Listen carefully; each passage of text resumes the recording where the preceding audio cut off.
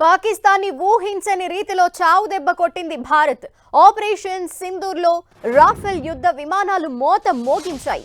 Operation సింధూర్లో మొదటిసారి Rafale యుద్ధ విమానాలు అత్యాధునిక వార్ వెపన్స్ ని అటాచ్ చేసి ఇండియన్ ఆర్మీ కొట్టిన దెబ్బకు పాక్ మైండ్ బ్లాంక్ అయిపోయింది. రాఫెల్ అటాక్ కి ఉగ్రవాద శిబిరాలు బూడిదైపోయాయి. ఈ అటాక్ ఎలా జరిగిందనే దానిపై 10 టీవీ ఎక్స్క్లూజివ్ డీటెయిల్స్ అందిస్తోంది. ఆపరేషన్ సింధూర్లో మొదటిసారిగా రాఫెల్ ని వాడిన ఇండియా దీనికి స్కాల్ప్ మిసైల్ అటాచ్ చేసింది. దీంతో శత్రు దేశంలో టెర్రర్ క్యాంపులపై కోలుకోలేని దెబ్బ కొట్టింది స్కాల్ప్ మిసైల్. స్కాల్ప్ తో పాటు హ్యామర్ గైడెడ్ బాంబ్ తో డబుల్ ఇంపాక్ట్ పడింది. గురి తప్పకుండా కొట్టడంలో స్కాల్ప్ క్రూయిజ్ మిసైల్ ని మించింది ప్రపంచంలోనే లేదు.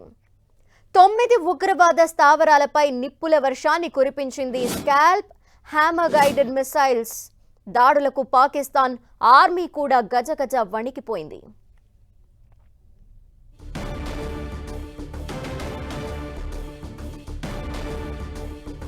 రాఫెల్ భీకర దాడులకు ఉగ్రవాద శిబిరాలు నేలమట్టమయ్యాయి. స్కాల్ప్ మిసైల్ కి ఇంకో పేరు స్టార్మ్ షాడో. చీమ చిటుక్కుమనకుండా భూకంపం సృష్టించడంలో ఈ మిసైల్స్ గైడెడ్ బాంబులదే కీలక పాత్ర. 300 కిలోమీటర్ల దూరంలో లక్ష్యాల్ని కూడా ఇంచు మేర గురి తప్పకుండా కొట్టగలిగే సామర్థ్యం స్కాల్ప్ మిసైల్ సొంతం. అర్ధరాత్రి చిమ్మ చీకట్లో కూడా టార్గెట్ ని మిస్ కాకుండా స్కాల్ప్ మిసైల్ శత్రువులపై విరుచుకుపడ్డాయి. ఐఎన్ఎస్ జీపీఎస్ నావిగేషన్ సిస్టంతో శత్రువుపై చావు దెబ్బ కొట్టే పకడ్బందీ weapon SCALP missile. Infrared signal తో బీభత్సమైన దాడులు చేసే స్కాల్ప్ మిసైల్ ని యుక్రెయిన్ యుద్ధం తర్వాత మొదటిసారి ఇండియానే వాడింది.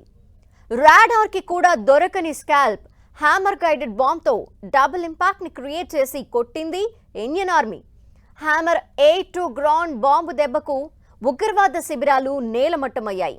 గ్లైడ్ బాంబ్ గా కూడా పిలిచే హ్యామర్ ఎలాంటి వాతావరణంలోనైనా గురి తప్పకుండా టార్గెట్ ని చేస్ చేస్తుంది. జామర్లు కూడా బ్లాక్ చేయలేని టెక్నాలజీతో హ్యామర్ బాంబ్ అటాక్ చేసింది.